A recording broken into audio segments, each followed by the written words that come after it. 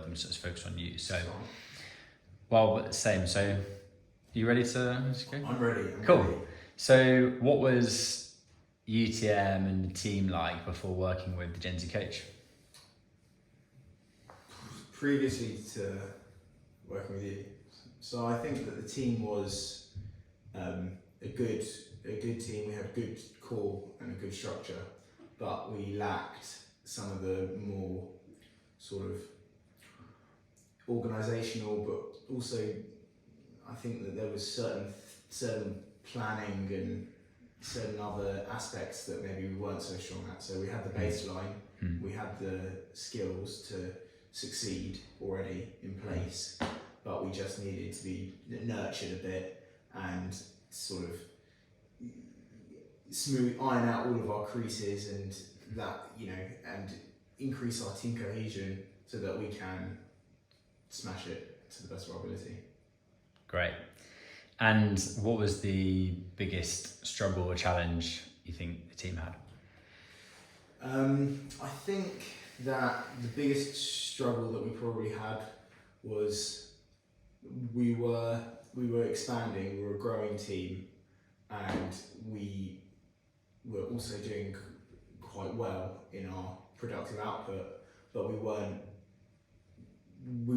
no one was sort of organising the team, stepping up, creating those kind of long-term outlook goals and procedures and processes in place so that we can expand into the medium and long term. We were very much short-term focused, but I think that was probably our biggest strength and our biggest weakness at the time, is that we could, because of the fast-paced nature of our industry, we were very strong on looking at the short term and succeeding in the short term, but perhaps our long-term planning and our vision wasn't as good as it could have been. Yeah. Which has now improved a lot. Okay, great. So can you tell me, I know you didn't sort of make the decision to work with me, but can you tell me maybe about a moment where you felt change might have been needed? Was there like a low point at all? Was there a low point? I'd say that there was some people, well, probably the low point was before you joined. We'd had some other training, but there was some people in our team who I would say didn't fit in with our culture and didn't have the same work ethic, and that created a lot of tension, which eventually over time bubbled over and created a dispute and created some sort of unpleasantness as you'd have in any office. And that was probably sort of the waking up point where we were like, right, we really need to we're going to go and we're going to expand and really drive the team to really push the boundaries of what we can achieve and what we can produce. Then I think that probably was the point, the inflection point, and then you came in fairly soon after that, and yeah, it was effective, I think. Brilliant, thank you. So what was the number one goal? What was the number goal you wanted to achieve from the coaching? I'd probably say the number one goal I wanted to achieve was to better myself. So I think that everyone, or most people anyway, know what they need to do to improve as a person generally, and improve their efficiency in work, improve their efficiency in life, taking a fresh outlook and a fresh perspective on things. And generally a lot of these things are sort of known within. I think that most people understand what is good for them and what is bad for them, what behaviours cause them to succeed and what behaviours cause them to self-destruct. And I think what your coaching is helpful for is for exacerbating the good things and saying, yeah, you're right, that is exactly what you should be doing. Yeah, this is the good, this is it, this is how you improve as a person. It's that supportiveness and supporting us in allowing us to make our own decisions. You're not telling us to do things. You're not, you're saying, if you know you need to be doing this, this is how you can do it. This is a sort of method of how to do it and how to improve. And then it's just sort of the onus is back on us to take control of our own lives and make those changes, and then eventually improve on on everything from personal to work. It's all tied in together. So what, before working together, what was your biggest challenge? What was your biggest challenge? My biggest challenge? I had a few. I'd say that I was, one of the challenges that I had was specifically to do with sort of admin and managing my workload and managing my administration, my emails and all of that stuff. And I think with your help, you allowed me to think about it in a slightly different way and sort of change my beliefs on how I should deal with these things. And that, in a way, freed up the mental capacity for me to just deal with, to take action and to make processes and make things, to put things in place to better deal with my workload. And eventually, over time, when that sort of goes on and it becomes less conscious and you just start doing it and it becomes more unconscious. So definitely with it, sort of admin, emails, those kind of things, that was a big improvement. And I also just think, just generally, I think that another area is that I feel a big improvement is mindset and expanding on, you know, all these resources that you share with us, the books, all these different places that you point us to. That's helped me, and it's a slow process, but I think my mindset is changing, and how I can be a better person, just generally from getting up in the morning, from my morning routine to coming into work and taking my lunch break. All of it, it's all tied in together. It's all one, and it's all. I think that's the mindset. Awesome. And what things had you tried before to achieve these goals? Well, I think that to achieve the good, can you clarify the question? So your number one goal was to improve yourself. Yes. Generally, efficiency, etc., mindset. What had you tried to do that before working together? So I think that I was reading and I was trying to expand my sort of knowledge base to understand the problems that are afflicting me and how I can overcome them.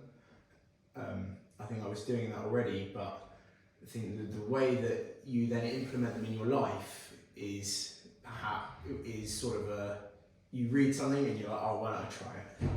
And then you try it. But I think what I liked from the sessions that with you, and especially the one-to-ones and everything, is that I'd read something, or I'd come in having an idea in my mind about how I want to improve, and you would be very clear about doing certain things, setting very specific targets, goals, sort of I wouldn't say targets, but more action plans, like how are you going to achieve this? What's the method you're going to use? Is it reasonable? You know, the SMART goals, all of these things. And I think that allows for the ideas that I have in my head and I've taken in from resources, books, all the other things, the internet, to actually implement them in my life in an effective way. Because before that, I think I was trying to implement them, and just like with many things, you start doing things and then it falls off a cliff after a few weeks, or you have a really good sort of burst of motivation, and you use that burst of motivation to carry you on, but it doesn't actually lead to long-term change. It leads to short-term change and then a regression back to the mean.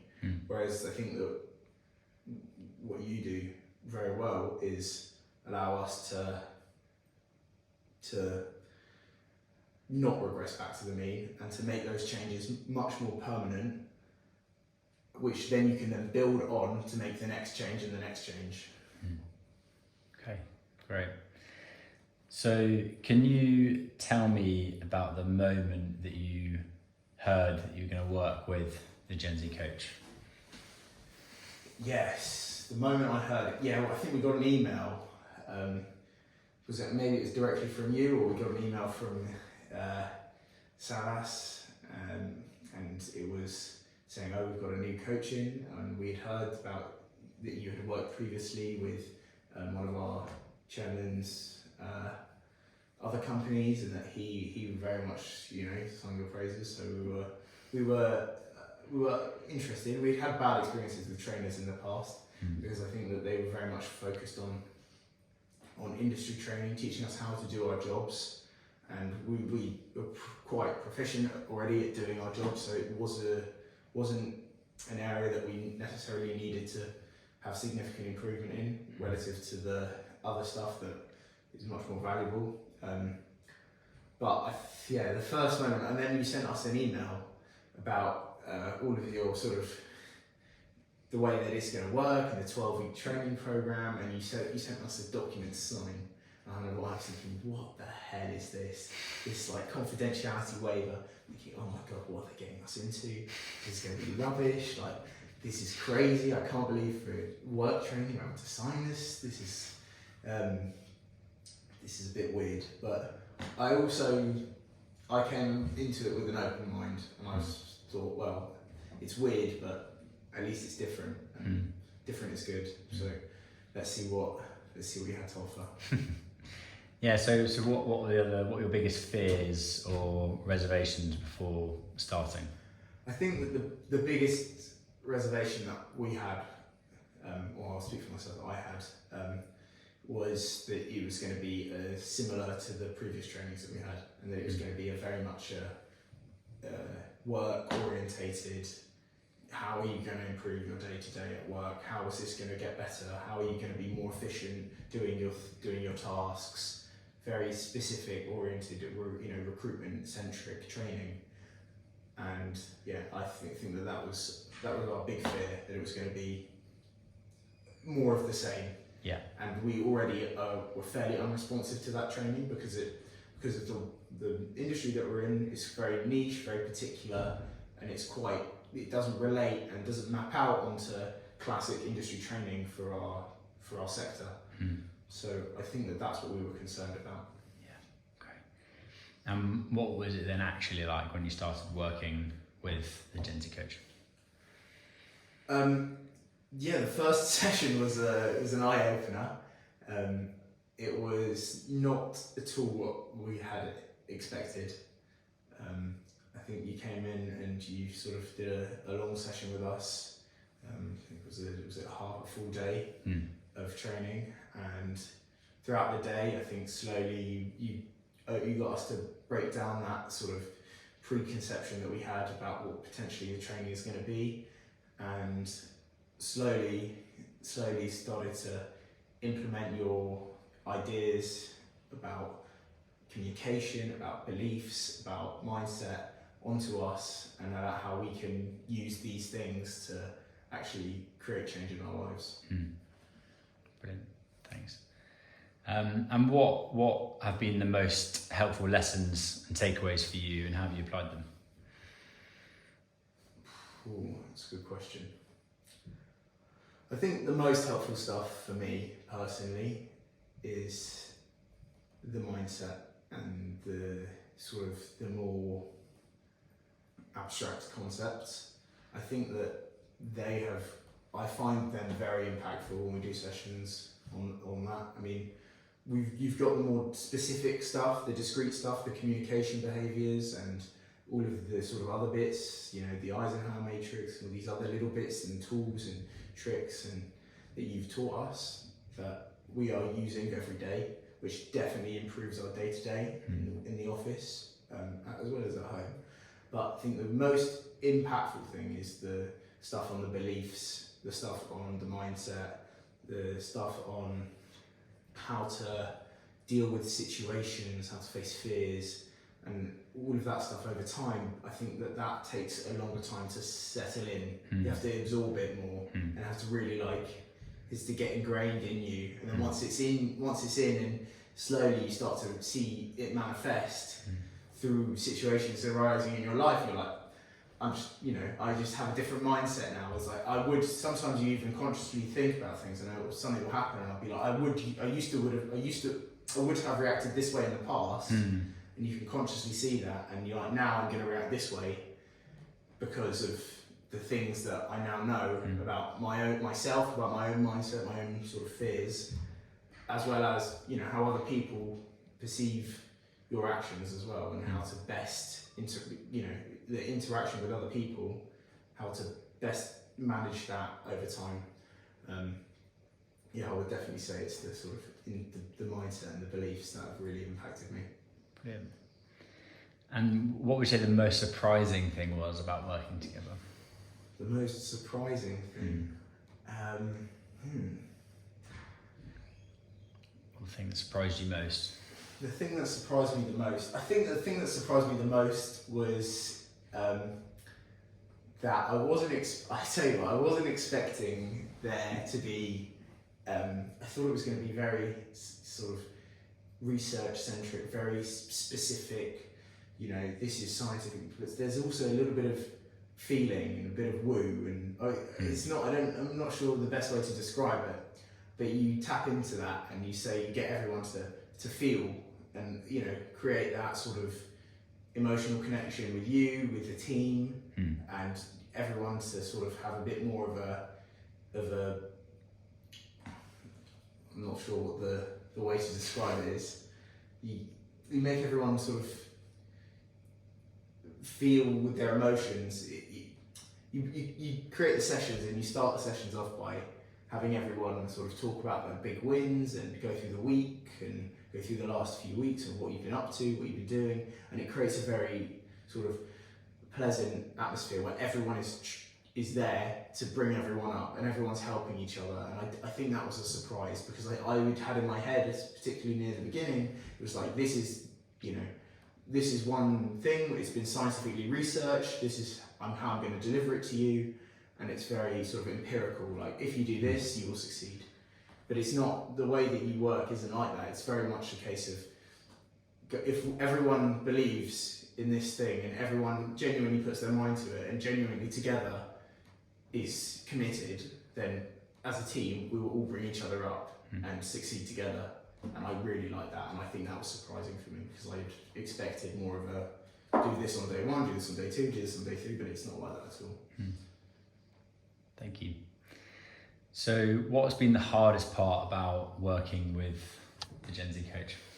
The hardest part, I think that there are some challenging conversations which are required and they're necessary, and you know sometimes you know where to press, the buttons to press, and it can be frustrating, because it's like you're holding up a mirror to us saying, you put the onus on us sometimes as well to come to you with what we want to improve in ourselves, and that is very tough, because you force us to look inwards, and you'll sit with us in one-to-one sessions or in group sessions, and you'll basically put the entire onus on us, and you'll be like, what do you want to achieve? How are you going to fix this?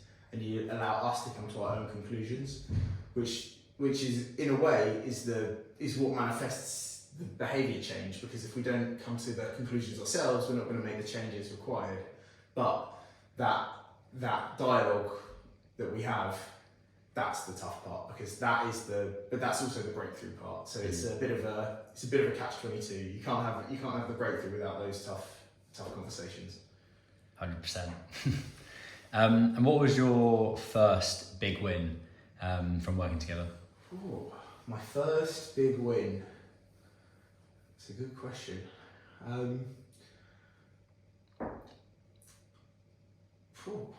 Well, I suppose the first thing that I had sort of wanted to get on top of was the admin and the emails that I'd spoken to you about, and I think that's probably the first big win, was you allowed me to, you worked with me to change my mindset on how I think about the emails and how I think about the communication and how I think about admin, and how that if I change my mentality and change how I think about these things, then I can make that improvement. So just not by doing anything different in the day to day, But just by changing the way that I think about it, I can immediately make an improvement. And that was definitely my first win, for sure. Thanks. And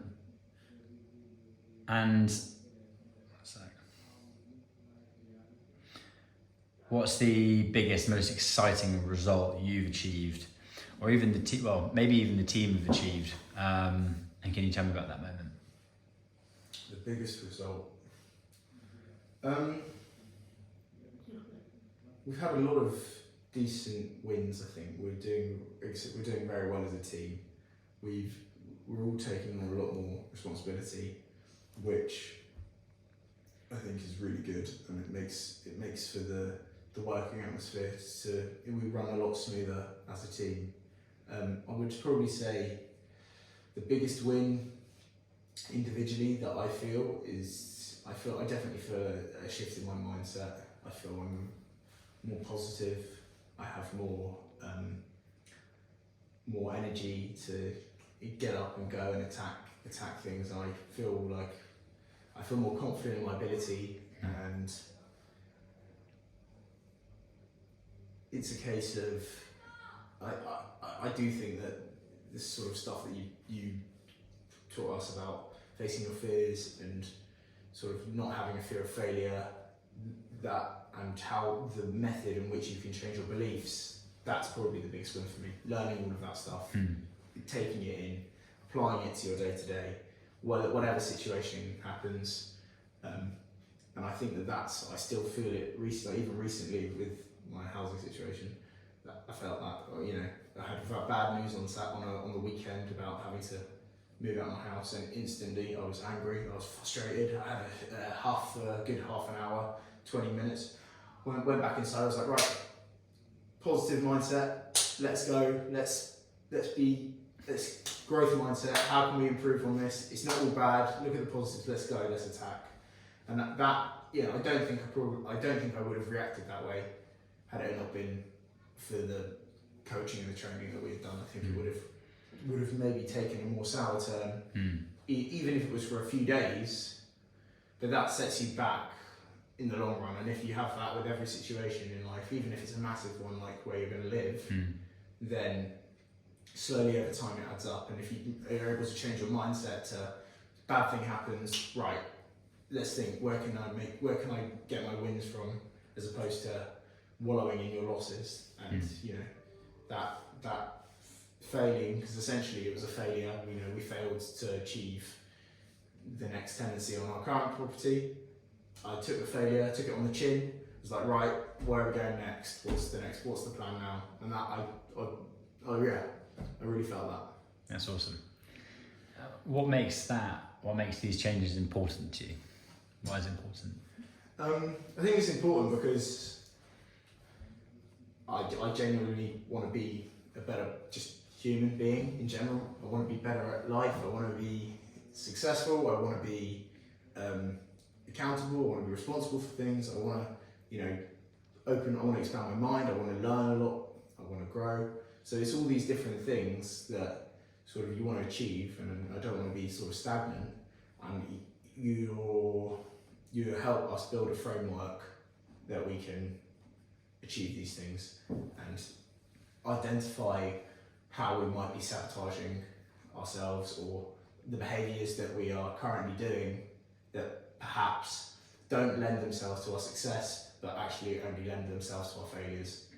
And so if we can fine-tune our behaviour, then we can create a more positive lifestyle in every aspect of work, at home, relationships. Great. So now that you've had this early success from working together, what are you most excited about continuing working together going forward? I'm quite excited to keep seeing what new things come down the train tracks. I don't know. I think that there's plenty of room for improvement, definitely on my end. So there's a hell of a lot of things that I could do better. So just sort of picking them off one by one, and even if you improve one thing, at least that's one thing that you've done better, and then the next day you improve another thing, and 1% better every day, eventually it compounds and you're doing well. So I don't think it's not any one thing in particular. I think just it's that continued gradient of you don't need to make these massive jumps in success. It's just about showing up, being consistent, having good work ethic, and eventually, as long as you just try a little bit harder tomorrow than you do today, you'll get there. Perfect. So what advice would you have for another business who's in the same situation as UTM was before working together? What advice would I have? Call the Gen Z coach.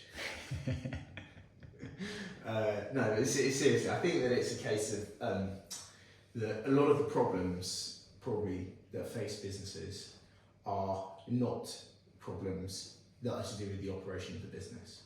And that realistically, most issues that I hear from other people in their workplaces, they're not business issues. They're not operational issues with their clients, with their staff, with their workflows. The issues really with teams and how teams are put together and the structure of the teams and the interpersonal relationships and how the teams operate with other teams within the business itself.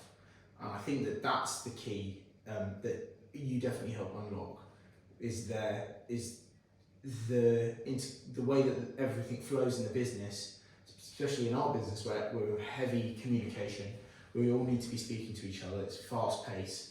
So the logistics, the sales and the accounts teams all need to have a very fluid line of communication.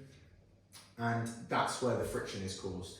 It's the handoff of different things to different people. And when you start to break that down, I think that what we sort of uncovered is that the problem isn't with the things that we're doing to sort of, the problem isn't with the flights for the logistics, the problem isn't with the sales for us, it's with our communication between them. And if you can improve the communication and then the way that everyone deals with their workload and not offloading to other, and offloading the correct things in the correct manner and taking on the correct things in the correct manner, then that cohesion itself will just lend itself to the business being successful. Whereas if you're at odds with each other, if you're sitting in an office and you're there angry at one of your co-workers, and then your co-worker's angry back at you, and you're creating this passive tension that is affecting both of your efficiencies, but you both know how to do the job perfectly fine. But the issue in the group is that passive tension. So once you can remove that passive tension, whether it's between two different teams or in the same team, then you will naturally, and to get everyone facing in the same direction and pointing in the same direction and reading off the same page, then everything will run smoothly. But it's not the issues I perceive and I hear tend not to be business related issues. They tend to be interpersonal issues, and I think that's what you're allowed to fine tune and sort of remove these behaviours because they're destructive not only to you but destructive to other people, and implement these behaviours because they're constructive to you and to your relationships with other people. Great.